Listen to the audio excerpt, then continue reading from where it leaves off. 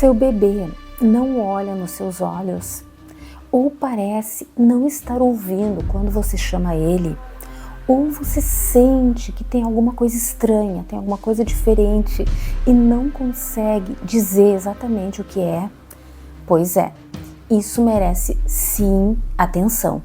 Muita gente ainda acredita que os sinais de autismo só aparecem quando a criança começa a falar, mas não é bem assim.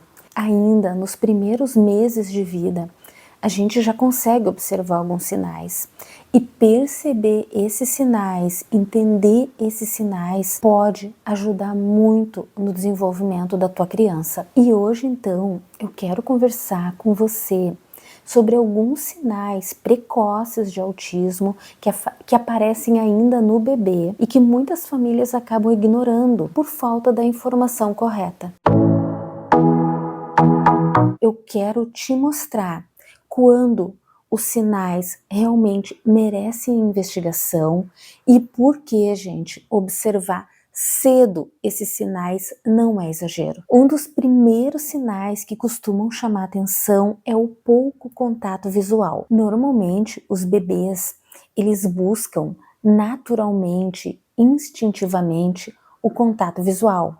Contato visual com a mãe, por exemplo, na amamentação, né, enfim, ou não, né, mas quando tá mamando ou recebendo uma mamadeira, uma papinha, contato visual com o pai, com a avó, com essas pessoas próximas do bebê. Então, gente, esse bebê, ele vai trocar os olhares, ele vai investigar, ele vai observar as expressões desses adultos, né? Ele vai acompanhar os movimentos, as ações com o olhar dele. Ele vai trocar sorrisos pelo olhar e ele vai buscar naturalmente essa troca, né? Esse modo de socializar pelo olhar. E isso, gente, isso começa muito cedo. Começa com o bebezinho mamando e olhando para a mãe, ou recebendo a mamadeira, né, e olhando para quem tá dando essa mamadeira. E quando isso não acontece, ou acontece de uma forma muito esporádica, muito resumida, bom, liga-se o alerta, tá? Porque é um sinal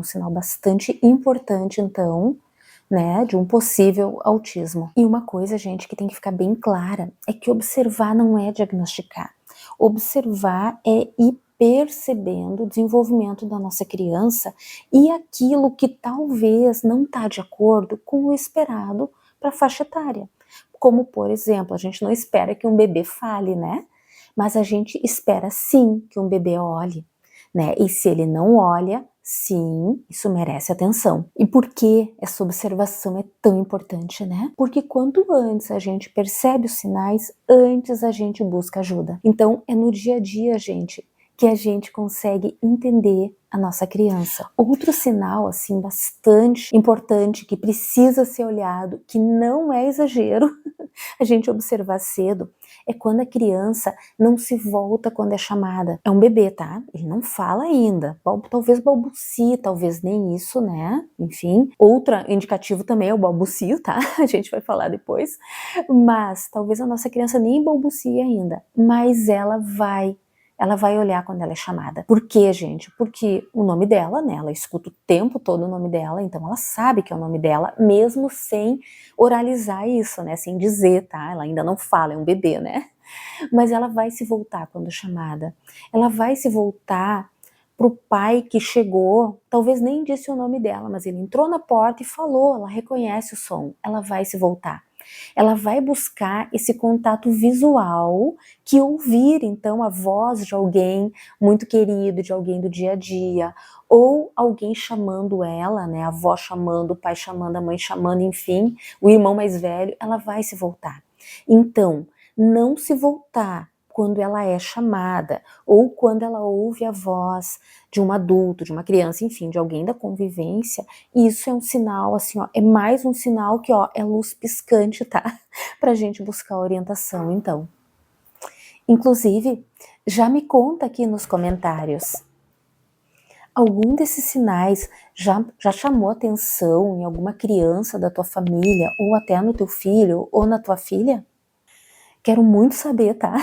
Porque é muito comum a família perceber sinais ao longo, assim, do dia a dia, de uma forma quase instintiva. e muitas vezes ficar com esse pensamento, né? Ah, será que eu tô vendo? Será que eu tô vendo coisa, né? Será que isso é isso mesmo que eu tô vendo? E é essa percepção familiar que pode fazer toda a diferença na vida e no desenvolvimento da criança. Nem sempre os sinais eles vão aparecer na fala, tá? Muitas vezes os sinais eles podem aparecer na parte motora, né, na parte motora ampla, motora fina, no comportamento, nos padrões então de comportamento, na forma como a criança brinca, né? Então a gente tem uma série de aspectos aí para ficar ligado, né? Quando a gente tem uma criança em casa. Outra questão ali, outro fator bem importante assim, é se a nossa criança ela vai ter um incômodo excessivo, por exemplo, com som, com luz, com o toque. Aquela criança que não quer ser pega, por exemplo, que não quer ser abraçada. Claro que depois de uma certa idade é comum, né, e gente tem todo o desenvolvimento ele passa por etapas, né? Mas um bebezinho, uma criança bem pequena que não quer ser tocada, que não quer que encoste nela, que chora quando passou uma ambulância na rua e essa criança começa a chorar desesperada, né? Então a gente tem que ir observando os sinais, né? E ficando ligado assim, porque tem coisas que tá, passou uma vez uma ambulância, o som estava muito alto, foi uma única vez e ela entrou em desespero. Tá, pode ter sido um evento isolado, mas alguém abre a porta de uma forma mais brusca, ela fica incomodada e chora. A ambulância passou, ela chora. Alguém ligou a TV, chegou alguém diferente que tem uma voz mais grossa, mais fina, uma voz diferente, ela fica incomodada. Bom, já temos aí né, um evento, assim, um fato, né, um aspecto para a gente ficar bem, enfim, fazer uma observação, né, mais minuciosa sobre isso. Questão de padrões também, um apego muito grande à rotina.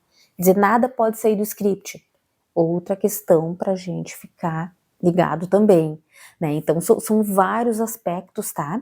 Nem sempre, gente, vai ser a fala, tá? Tem crianças, enfim, com questões de desenvolvimento que desenvolvem a fala no tempo certo.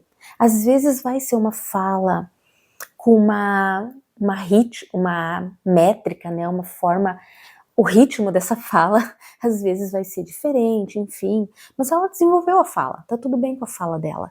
Só que tem outros aspectos que não estão então conforme o que a gente espera para a idade, né? O ritmo de desenvolvimento.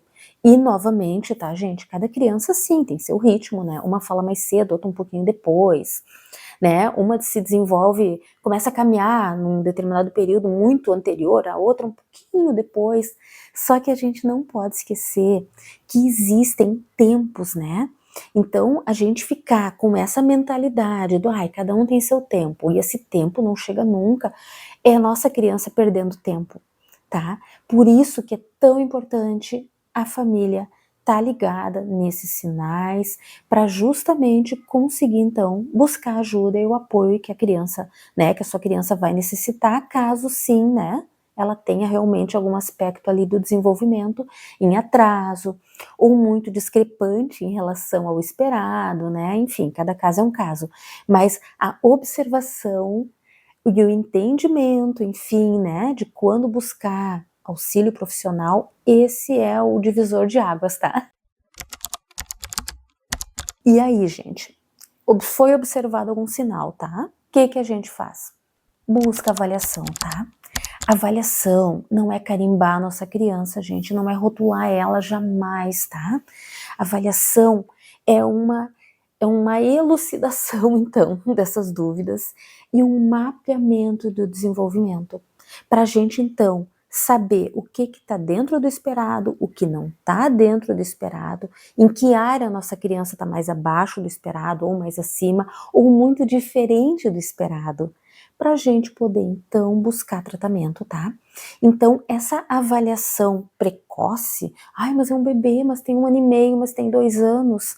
Bom, gente, né? Quanto antes a gente consegue fazer observação, fazer uma avaliação bem feita, né? E ajudar, então, buscar o que a nossa criança precisa melhor para ela. A plasticidade cerebral, ela é muito mais intensa nos primeiros anos de vida. Então a gente consegue ganhos muito significativos no desenvolvimento dela. Já acompanhei inúmeras famílias nessa situação, tá, gente, de ter observado então esses sinais. Daqui a pouco até na escolinha, né, numa escola de educação infantil, se a criança frequenta, as professoras já perceberam também, olha só, todas as crianças na hora ali da papinha, da mamadeira, elas olham, elas sorriem, teu filhinho tá com essa dificuldade. Não deixar isso passar batido, sabe? Buscar auxílio. Quanto antes a gente conseguir, então, fazer uma avaliação de desenvolvimento e iniciar a estimulação precoce, melhora o prognóstico, né, gente? Mais a nossa criança vai se desenvolver. Porque avaliar não é rotular, gente. Avaliar é abrir o caminho, é clarear esse caminho, tá? Eu quero deixar isso bem claro, assim, né? Porque a gente já vive numa sociedade que rotula muito, né? E se esse vídeo te ajudou, já aproveita e olha esses outros que eu tô deixando aqui na tela para ti. E claro, né? Já te inscreve aqui no canal, deixa teu like e fica ligado nos próximos vídeos. E se você quer entender melhor o desenvolvimento do seu filho, aqui na descrição do vídeo eu tenho tudo bem direitinho sobre como é uma avaliação infantil de desenvolvimento comigo. Um grande abraço e até o próximo vídeo.